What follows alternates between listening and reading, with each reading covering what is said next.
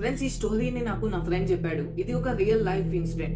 నా ఫ్రెండ్ కి ఇంకో ఫ్రెండ్ ఉండేవాడు. అతని పేరు కిషోర్. కిషోర్ ఒకసారి హైవే మీద లేట్ నైట్ లో ట్రావెల్ చేస్తున్నాడు. సో ఆ టైంలో చాలా హెవీగా వర్షం పడడం స్టార్ట్ అయింది. కిషోర్ ఎక్కడైనా హోటల్లో స్టే చేయాలనుకుంటాడు. అప్పుడే ఒక హోటల్ కనిపిస్తుంది.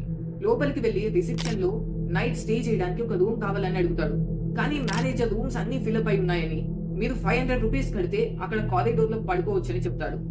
కిషోర్ అక్కడికి వెళ్లి ఒక బెడ్ పైన కూర్చుంటాడు. అతని చుట్టూ చాలా స్ట్రేంజ్ పెయింటింగ్స్ ఉన్నాయి.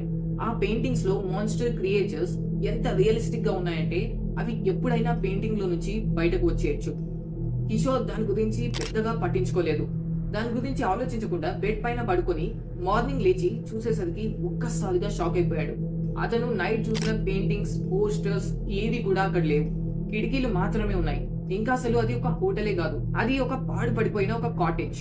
అండ్ నైట్ అంతా కూడా అతను ఆత్మల మధ్య స్టే చేశాడు.